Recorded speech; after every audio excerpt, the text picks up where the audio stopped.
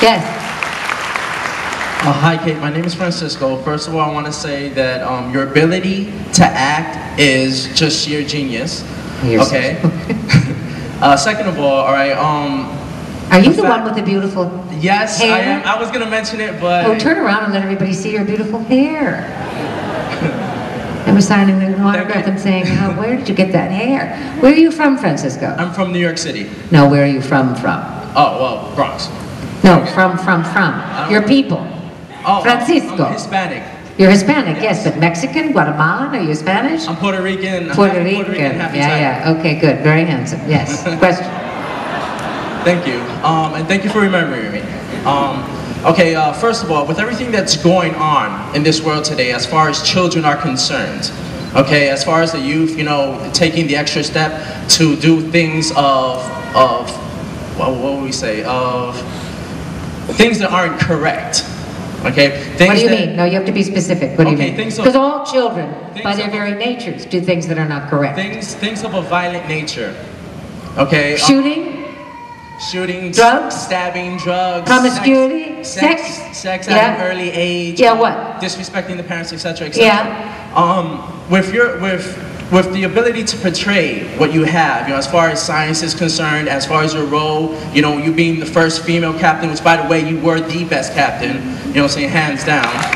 All right, do you have any future roles that you wish to play that might gear these children away from those things and more towards science and mathematics? The world is the world, Francisco, right? Okay. The world is the world. I think that, I hate to keep alluding to our president, but Obama has it right. Well, we're not talking about Obama. No, we're talking about education. Right. Everybody has to. I can act up a storm, but if the kid isn't in the seat learning how to read, right, he's never going to understand anything. Right. So it is the duty of our government to provide an education for every single child who's brought into this culture. Okay. And that is what this administration is going to try to do, that the previous administration so screwed up. Right. Education is the key to liberty. Education is the key to everything. If you don't know how to read and you don't love to read, you cannot know who you are. I agree with these things. All right, that's it. That's it. Okay. Okay, Francisco. All right, you take care. Thank you very much. Absolutely gorgeous hair. You take care too. Okay. Hi. Hi.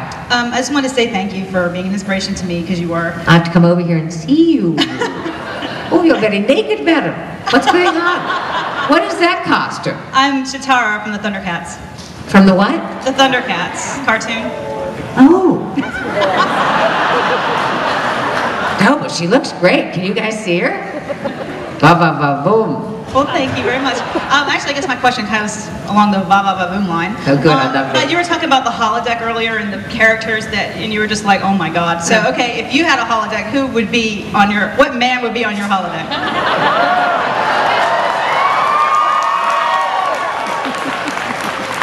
I can't say it out loud. I'll meet you afterwards and whisper. If Janeway had had the man of her dreams, this series would have lasted a long time. I think that the problem with it was, how do you balance? How do you show an audience of this intelligence? How do you allow them to accept you as a great leader and a deeply passionate woman? This is still it eludes us artistically, creatively. It still eludes us culturally. You know, Janeway had a lot of stuff going on. Of course I wanted that. All great leaders do. All passionate people are passionate for me. This is the great sex organ, right? And Janeway had that. But I felt that I had to slightly compartmentalize. So that's why the holodeck existed. So that we all didn't, you know, have to suffer her loneliness so unbearably. But I'm sure, in fact, what would have happened to Captain Janeway would have been some outer planetary visits or something. Thank you very much. Thank you. Yes. Hi. Hi. Sorry. Sorry. I have one observation and a question. The observation is, I noticed after, demotions and everything else, that in the end, Janeway ended up being the highest ranking captain that Star Trek has ever had. She's the only one that made it to Admiral and kept the job. She outranks them all. But I don't know what to say. Yes.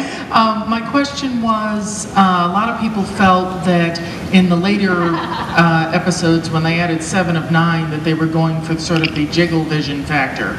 As far as That's one way of putting it. As far as Voyager goes, do you know if? I mean, did they transfer a lot of the fooling around with the hair and the costume and paying all attention to that to Jerry Ryan from when they stopped bothering you with it? Or, I mean, were they trying? They stopped bothering me with it when Jerry Ryan arrived, yes. Yeah. Well, you said they stopped bothering you at the end of the first season, but I was just They stopped, but no. That was tough for me, but everybody knows that, who reads about it, anything that I ever felt or did during Voyager. That was tough for me.